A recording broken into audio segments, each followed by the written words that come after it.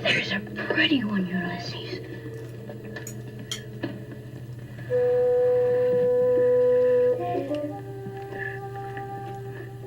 There it is. Hello BookTube, I'm Shawn Breathes Books. Welcome back to my channel and another Alfresco Friday Reads. Oh my goodness, I was really disgusted with the lighting in the last one. Plus I had that really weird interaction with that teacher.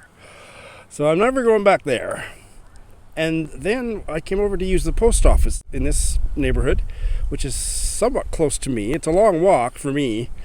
So I took the bus here this morning, but there's an extension of the same park that runs through the backyard of my house that comes over here. And I noticed when I was waiting for the bus that the trees are a lot taller, so that there might be a better chance of finding a tree with shade. So I very excitedly came over here this morning. It's late morning, it's about 11:30 maybe, to investigate, to walk in this part of the park for the first time. And it's lovely. There is a pond right here. I'll make a little video. And I see a big bird over there. I don't know what it is. It's big. So here's what I'm looking at as I'm making this video. There's my iPad. Lots of houses over there. So, can you see that? What is that bird? Anybody know?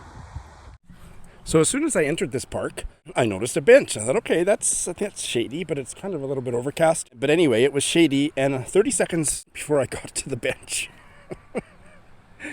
some lady sat down playing on her phone or looking at her phone. I was like, I hope there's other benches in here. So I had to walk quite a ways farther, which was very good for me. And then I found there's 3 right here. And I don't know how shady they'd be if there was direct sunlight, but for right now they're okay, and there's a whole bunch more of the park to explore. But it's not, the trees are taller, absolutely tall, that is true, but there aren't that many of them, so we'll see. This could become a new regular spot is what I'm saying, and that's my little personal update. I don't think I have any other personal news, but I'm sure as heck excited to have you meet this week's Mr. Guest, so let's do that now, shall we? This week's Mr. Guest is a local Saskatoon writer, Karen Melberg-Schweer, joining us, like I say, from Saskatoon. Karen is the author of, and this is the first edition of Small Reckonings, published in 2020, and I'm not going to show this again. I'm going to put it down and put up the cover GIF of the revised edition, which is 2023, and it is a novel set in the 20s and 30s at Watrous, Saskatchewan, of all places. Welcome, Karen. Thank you. It's good to be here. It's so lovely to meet you. I didn't meet Karen before, but I saw her read at a reading to do with the Saskatoon writer in residence, Meredith Hambrock, who's been on my channel, and knew that I wanted to have Karen on my channel, so here we are. Why don't we get started, Karen, with tell us about Small Reckonings. Oh, wow. It's embarrassing to think when I started the novel, and I had never had in my head that I would write one. I do a lot of nonfiction work, a couple of children's books, over the years. I had just never considered writing a novel until I met an old retired farmer who just happened to tell me this story, and I remember my jaw just kind of dropping, and I thought, I have to write this. So the novel is based on some real incidents, and it's just sort of it took me a long time to kind of digest it and figure out what I wanted to do with it. And I took a writing class from Guy Vanderhaeghe way back when, and I asked him if I could work on the story, and he said sure. So it was really useful to have the opportunity for other students in the class to kind of help me figure out where this needed to go, and have Guy's hand in it right from the beginning. But it kind of evolved over the years, and of course I sent it out way too soon to potential publishers, because I was naive and thought that, oh, this is great, they're going to say, you're sure, publish, no changes, it'll be perfect. And of course that didn't happen. But eventually it was picked up by a small publisher in Regina, and it did well. I have 2 questions. One, because that was quite a modest introduction. It then went on to win the John V. Hicks Long Manuscript Award in 2019, and got a lot of other accolades. What's the opening premise, Karen? It's set in homesteading years in Saskatchewan, and it kind of follows a homesteading family who the wife is a city bride he brought from Toronto. They have a young son. Their second child is born with a disability, and that the terminology at the time in the 20s was she was feeble-minded. Yeah. And this triggered a lot of the wife's dark past that you eventually is revealed in the story. The father is absolutely adamant that they keep this child, although the doctor says, we can make your problem go away. There are places for children like this. And all this is based on the way things really were. And it sort of explores their life as they kind of adjusted to this new reality on the farm. Then when Violet, the daughter, is 15, there's a pretty traumatic thing that happens to her. And so the family kind of spirals out of control at that point. From what I understand from your website, you come to the topic of disability with some authority and experience. Experience, I guess. I don't know if authority is the right word, but Okay. I did work for what is now called Inclusion Saskatchewan. I worked for, at that time, the Association for Community Living for about 27 years. And so my work there involved a lot of communications work, promotion, and getting to know families whose sons and daughters had disabilities, largely intellectual disabilities. And I was always kind of tasked with, because I was the editor of the association's magazine, to kind of tell those stories and give voice to people with disabilities and just talk about their experiences and try to get that story into the public mind. During my tenure there, I met somebody who had 3 kids, and the oldest had Down syndrome, and we eventually got married and became a family. And so disability became a lot more personal for me at that point. Location. The dad here in this story, he's from New Zealand. And so I want to know why, or what that means, why you chose that, and also why is it set in Watrous, Saskatchewan? Well, the New Zealand connection, I guess, because I lived there at one time Okay. and worked on a farm. I always wanted that character to be someone from away, someone from, this wasn't part of the true story, but I wanted him to come from somewhere else and try to eke out a new life. So it sort of underscored that whole homesteader coming from somewhere else and trying to build a life in rural, in create a farm in rural Saskatchewan at that time. And the Watrous thing was just purely because that original farmer who told me the true story, he was a little nervous about telling me the story at that point, even though there was no family left. But he said he didn't want to upset anybody, so he didn't want me to use the real town where the incidents had happened. And I had seen a really great local history book, which, I mean, if you ever go to the library and dig through the local history room, I mean, check out those history books that local history committees put together. There was one from Watrous that I found just fascinating. And I thought, I think this will all happen in Watrous.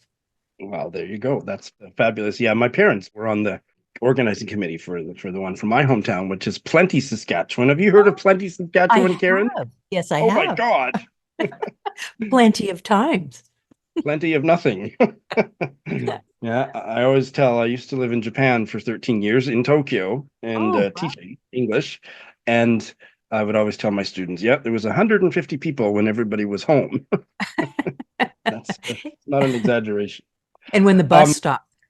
That's right. And do you come from farming roots? I'm going to guess yes. I do. We lived on a little farm when I was born. We lived on a little farm outside of Seattle. So I spent the first 10 years of my life feeding pigs and cows and tending chickens and all that kind of thing. When we moved to Canada, we moved just a little bit south of Whitehorse. This was in 1969 to a little tiny town with no running water and no TV and practically no nothing. And it was fabulous. So when I write in the book about going to the outhouse in the middle of the winter, I'd know You had about which I experience to speak. draw on. Yes. Yeah. And that was a Fab- really fun part of, I'm a real sucker for historical prairie fiction, although people tell me that that's not a thing. But I mean, historical It is novels set. now. It is now. Yeah. Yeah. Yeah. But I really, dug deep into the well of my own farming childhood to color the story with all those little details that maybe somebody wouldn't necessarily know if they hadn't been raised on a farm. I'm hoping that this history guest chat will be a stepping stone towards later, once I've had a chance to read Small Reckonings, to have a deeper dive conversation, if you'd be willing to come back for that. Oh, that'd be And I'm fun. already I'm getting more excited by the minute to dive in. So the question I have, and I don't know why in particular this book, because it's not a question that I ask all my guests, but how did you manage point of view in this story? What is the point of view? I decided to write each chapter from a particular character's point of view. So initially, because I was having a hard time, and I remember talking to Guy Vanderhaeghe about this in the class a lot. When you have what some people would consider an unreliable narrator, unreliable character, which Violet was, she not only had an intellectual disability, but she was also a very young child. Okay. But I was so intent on wanting to show things from her perspective, but I don't think she could have carried off the whole book from her perspective. So I thought, what if she has her bits and then the other characters take the lead and tell the story and so she can be put in her perspective based on what the other characters are doing. And these voices are first person. Yeah, yes. Oh, polyphonic novel. How fabulous. Yeah, I think that's probably why I was so curious about it. How would you represent her Mhm. character on the page? So yeah, Yeah. okay. Yeah, it was difficult. And I think I struggled with that for quite a while. I also struggled with historical research. I love historical prairie fiction. And to have the real details of what it was really like woven into a work of fiction, I think is really important. And I remember I just wasn't getting going on telling the story. Well, yeah, but I have to find out, what the post office looked like. So I have to go through the history book and find that. And finally, Guy said, you do realize it's fiction, right? Okay, that's interesting. Yeah, that I was just going to say. So, wow, so you researched Watrous to locate it there. Well, I did, and a lot of the names of the businesses and early families, that's all real. But at some point, I had to let that go and get the story told. Oh, wow. And if it's not a spoiler to say, what's the title all about? Small Reckonings. Hmm. It had a different working title for a long time, and finally, I was searching for something because so many of the characters throughout the book have these little crossroads, these little decisions that they're making. And even a small decision, spins them off into either something good or something that's really catastrophic. And so each of those decisions has its own little reckoning that they have to live with. And in your own life that so many of these choices or decisions or just things that happen to you have consequences. And so I wanted to I don't know if I did it successfully, but I wanted to kind of get that idea across that, you know, different things you do can change the course of your life. And I'm also thinking of kind of a related but a little bit different meaning of reckon, which is to think, to come to terms with something, to think about something. In that kind of is it an old farmer's expression? I reckon, instead of saying Oh, I think, well, I reckon, right? And right. that with point of view of the various characters, And that that's very fitting because William is from New Zealand and that's a common phrase there. okay, there you go. Ooh, see how it's all tied together. And so you have just finished the sequel? Yeah. Apparently, publishers don't like it when you pitch a sequel if they haven't got the first book. So it's done to the point of 35 chapters. It has a beginning, a middle, and an end, and I quite like it. I put it together during the first couple of years of COVID. I had another meeting with that farmer, and whose real name was Hank. He became a character in the book. He came to visit. We did a distance visit, and so he could pick up a copy of the original book. I said, "Could you tell me the story again? Just I want to record it." And he was a real big storyteller. So, oh, sure. He sat down, started telling it, and about 10 minutes in, I said, "Wait a minute. You never told me that the first time around." And he said, "Oh, yeah, sure, that's what we think happened." And I said, "Hank, the first story wouldn't have been written the way it was had I known that information." "Oh, didn't I tell you that?" "No, you didn't." So suddenly there was the whole twist for the second book. So it kind of continuing the story with the same characters, just going farther into closer to the present. Yeah. And it's amazing how many people who've contacted me since that first book who've said, "What happens next? What happens to so-and-so? What happened?" Yeah. So if I get a publisher, we'll answer all those questions. And so you said a different publisher, or you said something about the publisher. So is it with a new publisher? Well, I'm hoping to place it with a new publisher. The old publisher, yeah. The re-released original book was re-released by Shadowpaw Press in Regina in 2023. So different cover. It's yes, and it'll be on the screen for the whole time of our chat. So yeah, it's good. Beautiful cover. So yeah, a lot of book clubs during COVID took up that book, and then I would go visit them at the end of their time with it. Everybody said, "Oh, what happens to Louise? What happens to Violet?" So now we'll have to just wait and see. And so all of you watching, I know that you're now dying to get your hands on this book. And the good news is you can online anywhere in the world. You know where I shop online. You can get the book there. So that's great. And also as an ebook. And also as an ebook. Absolutely. And you can also buy it directly from the author. So you probably get a signed copy.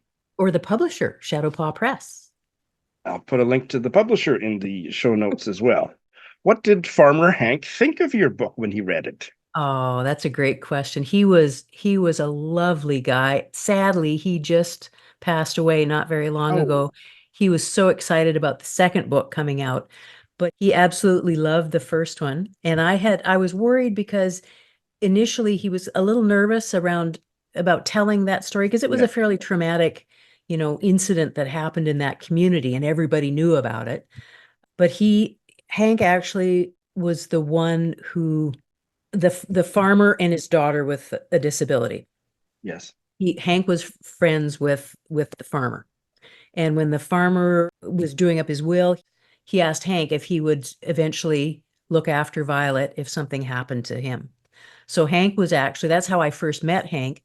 He came to the Association for Community Living with the balance of the estate because after Violet died, there was a balance, and he said, they always wanted it donated to an organization for people with disabilities.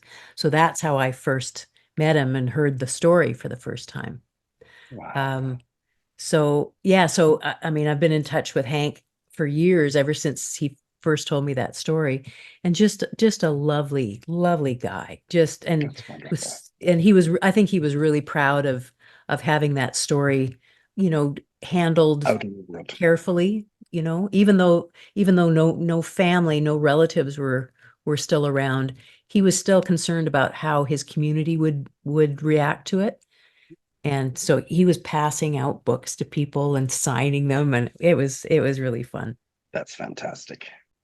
Have you ever found a copy of your book that you signed to somebody in a used bookstore? I have. It's so exciting. Is it? Doesn't that bother you that they gave the book away? I think it's great that it's out there finding a new owner. That's where I got a signed copy from a used bookstore. Who's it to? Heather, May 2020. Oh, okay, Heather. I don't know who that would have been. That's great. Must have been at a book launch or something. I'm not sure if she read it. If she read it, she's like me. When I finished a book, you can't tell if it's been read or not because I treat it like gold. You know what? This is the new one. My father was well, he's almost 97 and his care home bookshelves are still stocked with books. But we used to have, ever since I was a kid, I mean, literally thousands of books because he would never get rid of any.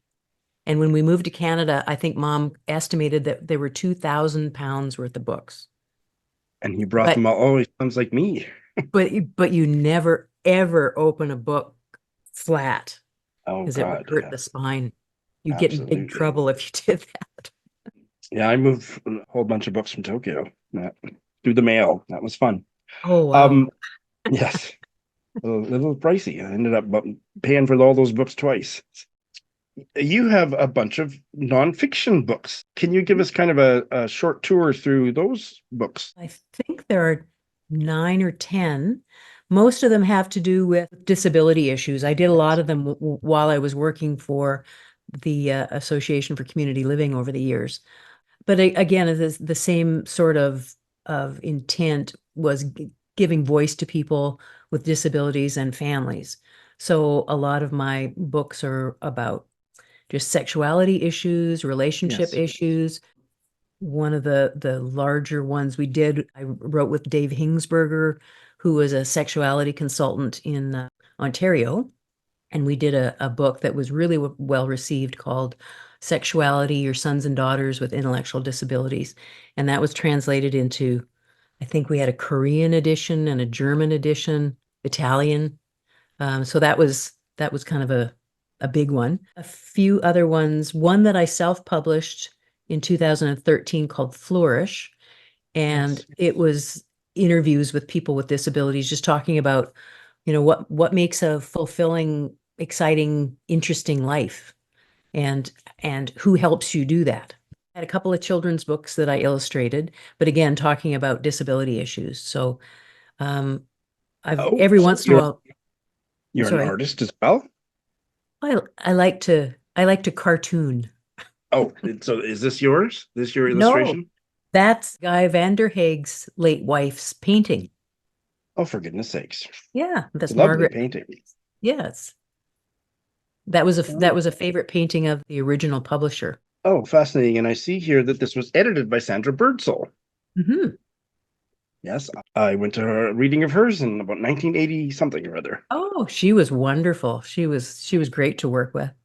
Karen the Reader, what have you been reading recently that you'd like to recommend, Karen? Oh, I've got a stack like that beside my bed. But here's I pulled out a couple. One, and I didn't grab it, but just going back to taking the class from Guy Vanderhaeghe, one of my favorites, aside from the short story collection Man Descending, was Homesick. And if you have a chance to find that and pick that up, I love that. I don't often reread books, but I do that one every few years. I pull that back out and read it again. Wow. And it's just I mean, I've read August into Winter and I've read The Englishman's Boy and other works that he's done. And I just marvel at his use of language and his description and his character development. And I just think when I grow up, I'd like to be Guy Vanderhaeghe. So And Homesick is uh one. and it's a novel, right? Set in Yes. 1959 in Prairie, Saskatchewan. Yep. There's the prairie stuff again I like. This one is a nonfiction book, Elizabeth Hay. You would recognize her name. I do. I didn't realize she had a nonfiction book out. Yes. It's called All Things Consoled, a Daughter's Memoir. And it's about dealing with the decline of her parents and coming to terms with who they were, who she thought they were, her relationships with her siblings, dealing with her parents as they develop dementia. It's really, really powerful. And Wow. it was really helpful to read it. My dad, as I mentioned, is almost 97 and has dementia, although he would like you to list the reasons why you think he does Oh, and okay. let him know why he has to be in this care home.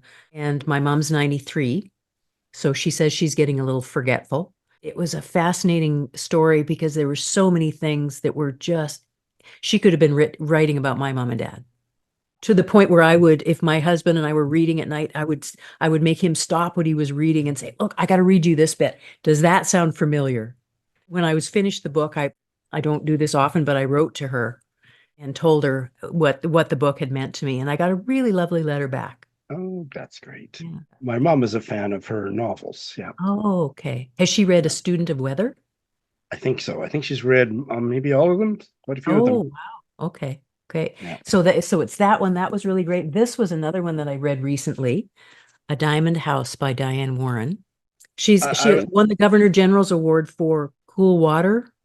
Oh, okay. Cool Water is the one that I am familiar with. Okay. I just recently picked up a copy. Haven't read it yet. Okay, but this is I recommend this one too. This is a great story. I love authors who you just lose all sense of anything but being in that story. I'm so envious and appreciative of a writer who can draw you in like that, so you just forget everything else that's happening. So is that a recent novel? So it says 2020. It's fairly new. This was the one that won the Glengarry Book Award. It was the same year that my novel got shortlisted for that, or at least a special, mentioned. So Yeah. to be in the same breath as this one was pretty exciting. I could talk to you about books and writing for hours. I hope that you'll come back, Karen. I would love to. This was, yeah. I just love a good chat about books. Karen was wonderful, and she's the one that I taped this interview with her last Thursday. Not this Thursday, but last Thursday, and then she and I both went to the Guy Vanderhaeghe book essay collection book launch that I told you about last weekend, and some of the pictures I put in my video were taken by her, and I think there's a picture of her and I. So that's her. Isn't she wonderful? And she lives in Saskatoon. I think we're going to do some more stuff together online or wherever else. So her novel sounds totally up my street. So that was wonderful. All right, I've had a really good reading week. Just lots of time to read. It was kind of a relaxing week.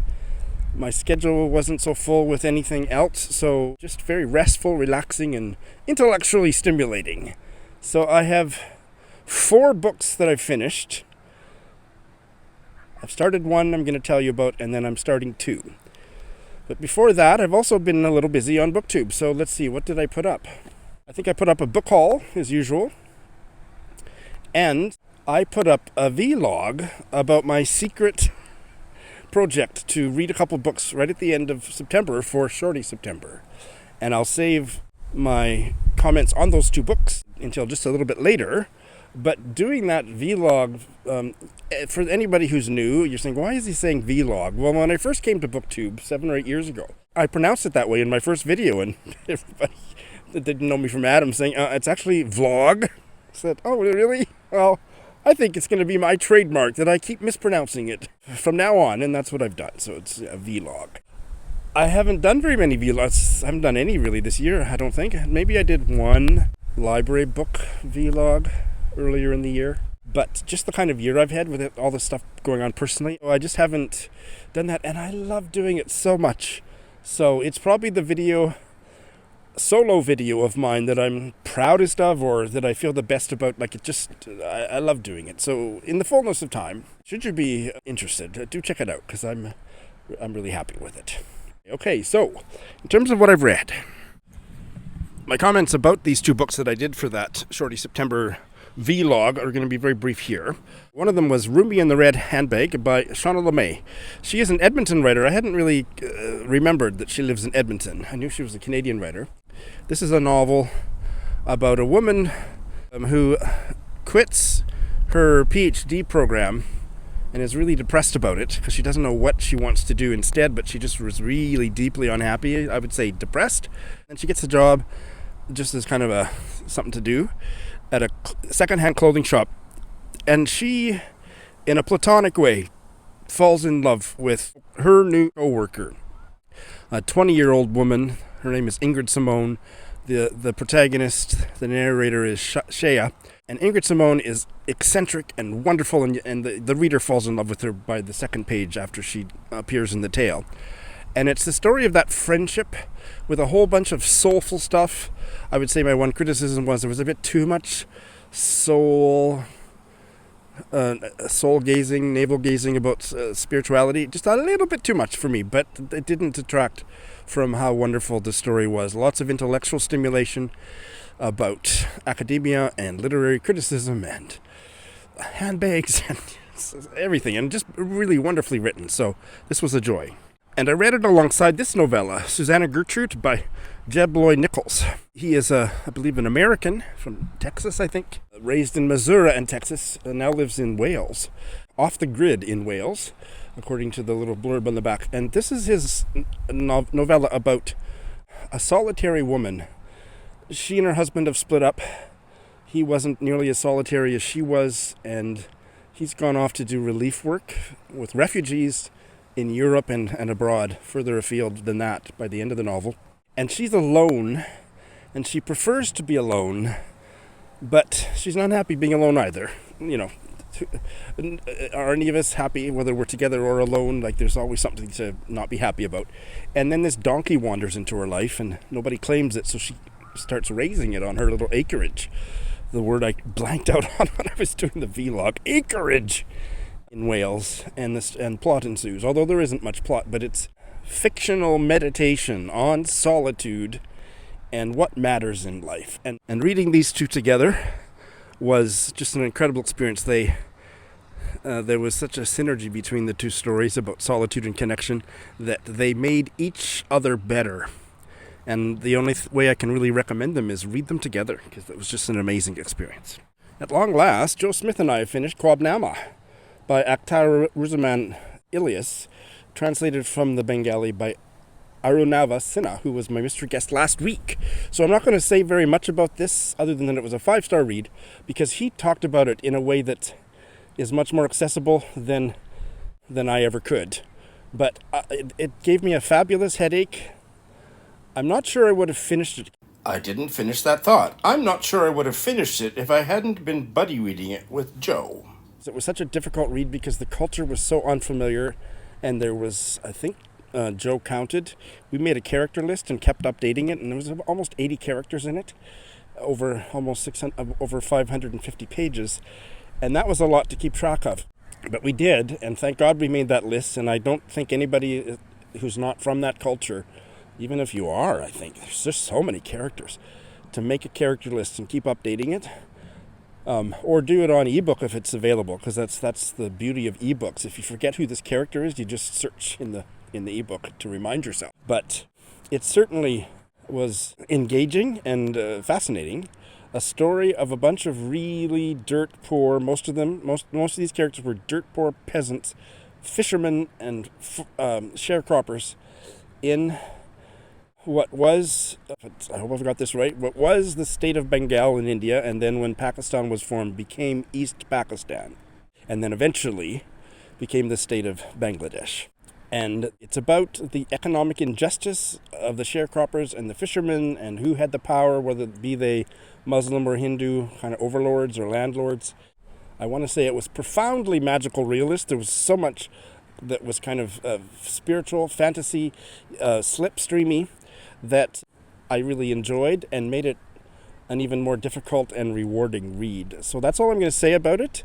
If anything I've said has interested you, and maybe even if it hasn't, I really strongly recommend going back to last week's Friday Reads, where Arunava talked about it wonderfully and kind of sets a context that I wish I'd had before I'd opened the book, but certainly helped me get a lot more of it by the end. Yeah, this is a book I'll never forget, and I may, not for at least 10 years, I'm sure, but maybe in about a decade, I'd like to pick it up and read it again and see how much more I get out of it. Because it was one of those imperfect readings. I've talked about this on a few podcasts and book reviews. When I'm reading a book that's from a culture that I don't really know much about and I don't understand, and there's maybe a lot of untranslated words, some of which I'm able to find the meaning of and others that I can't, but I plug away regardless. That's what I call an imperfect reading. You know, it's really valuable. I get a lot out of it, but I know I'm also probably missing a lot of stuff. And I think it's one of the things I love the most about my reading life is that I somewhat regularly push myself to do that and get into other cultures and other worldviews and just get a little lost and make it okay to stay a little confused and make my way through the text as best I can. And in that way, this was an absolutely incredible read. All right, sorry to be finishing on a less exuberantly positive note, but I also finished this novel that I started way back in Women in Translation Month. And The Stones Cry Out by Clara Dupont-Monod, translated from the French by an American novelist, I think he's American, Ben Ficini. And it's fairly new. I think it just came out this year. I ordered it from abroad, from the UK. Yeah, it was published this year by MacLeod Press. The original French was 2021. And this just didn't work for me, but let me start by telling you what the story's about, because here's the sun coming from behind me, so now I'm not going to be so happy with how the video looks, but I'm almost done, I think. The story itself was absolutely gripping, fascinating, deeply engaging. It's about a family living in the mountains, the Cévennes mountain range, high up on the mountain, and their third kid is born with severe intellectual and physical challenges. He was completely paralyzed. He couldn't move his arms or hands. He was blind. He never learned, he didn't talk.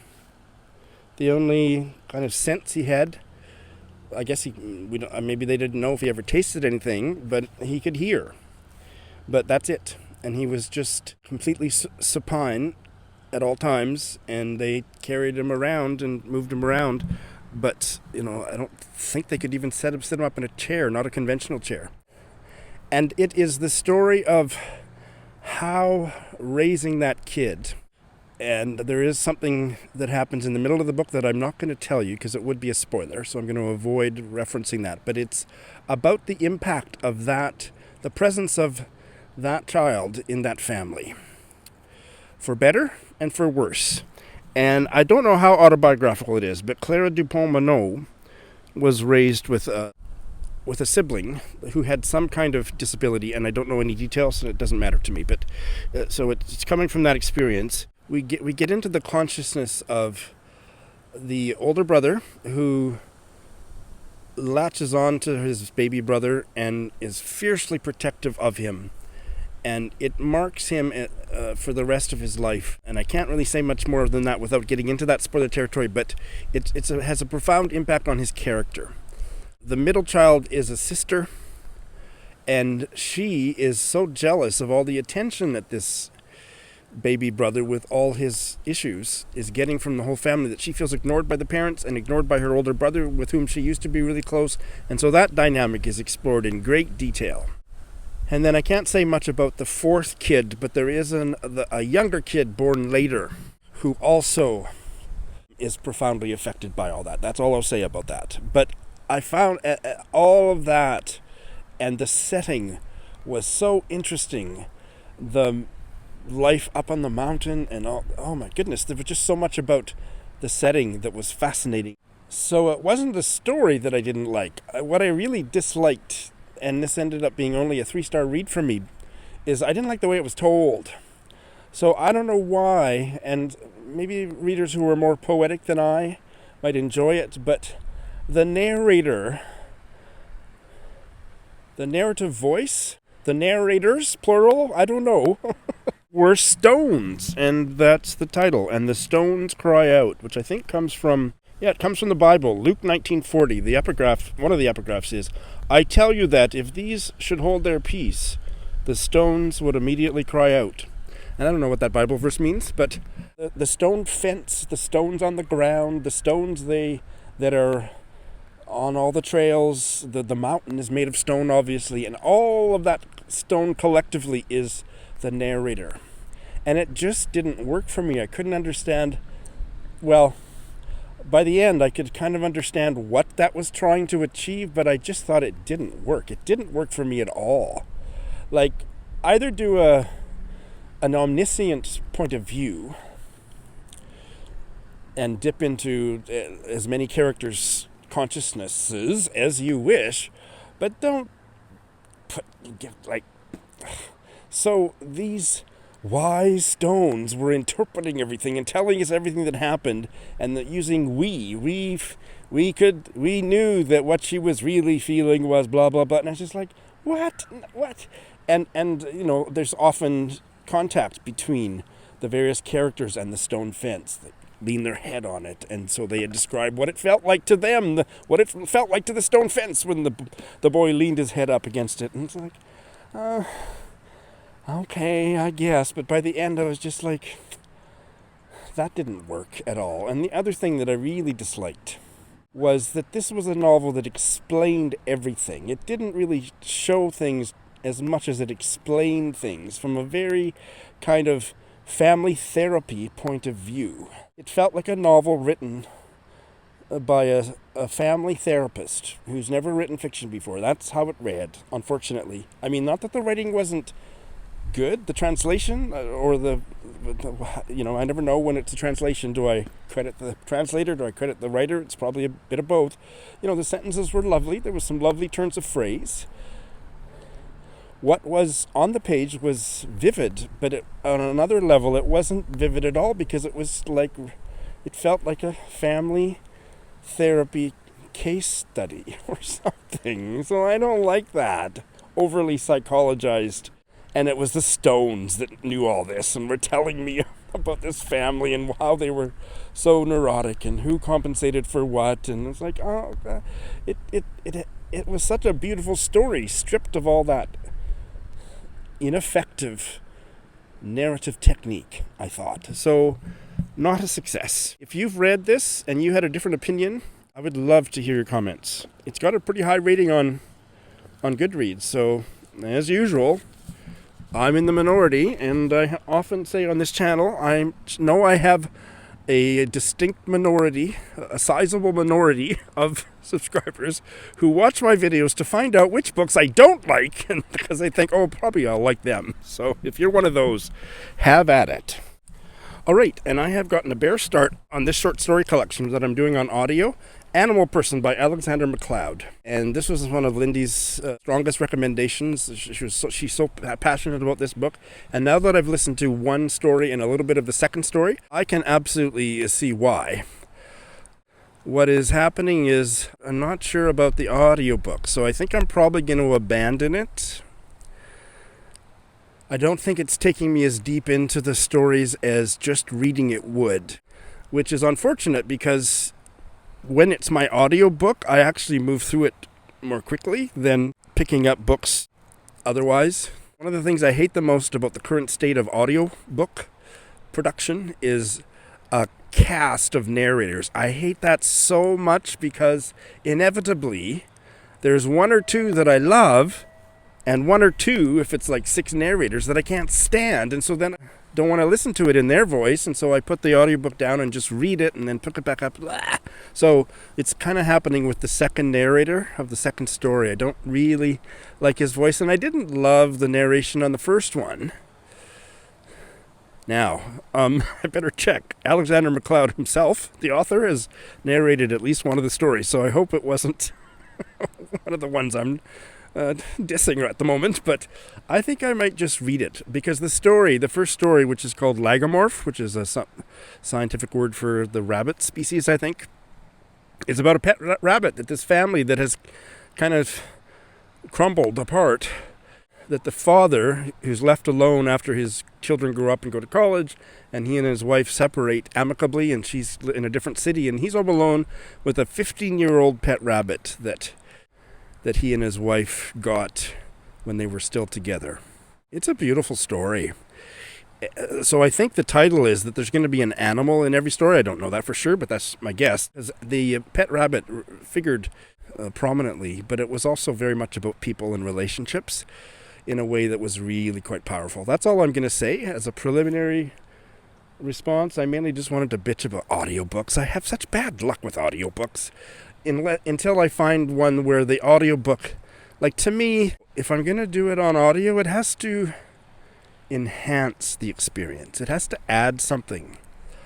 And some of the best audiobooks, I'm thinking about The Wolf Hall and the first 2 books of that, and anything that's Juliet what's her name? Juliet, the Virginia Woolf, Mrs. Dalloway, and the To the Lighthouse. What's her name? Juliet Stevenson. Just add so much. And I guess I have to say I do better with British narrators of British books. But it's not only that. I'm sure I could think of some other examples from North America. But yeah, if the audio narration doesn't pull me deeper into the story, it's not worth it. So, anyway, but I sure was profoundly affected by that first story, Lagomorph. I am going to start 2 books for Buddy Reads this week. One is on the Booker shortlist, held by Anne Michaels. I don't know if she lives in Canada, but she's a Canadian writer. Oh, she does. Okay. Her first novel, her only other novel, Fugitive Pieces. I think that's her only other novel. I read shortly after it came out, and I remember loving it, but I couldn't tell you one darn thing about it anymore, all these years later. And this is on the Booker shortlist. I've heard incredibly mixed reviews, so don't know. But I'm going to start that. This is a buddy read with my patron and very loyal, wonderful subscriber, Melanie. We'll be discussing it as a pseudo-buddy read in a couple weeks, so it's time to get started on that. And for those of you with a strong allergy to the British royal family, you can stop watching the video now. The next book, I haven't read anything about them for a while, but my dear friend Leah from Calgary and I fairly regularly read biographies of the British royal family, and this one is Victoria's Daughters, Queen Victoria's Daughters by Gerrold M. Packard. And I've read several books about Queen Victoria and her family, as has Leah, and we're excited to dive into that. And I think I'm going to like this spot. And so, that's what I got this week. Thanks so much for watching.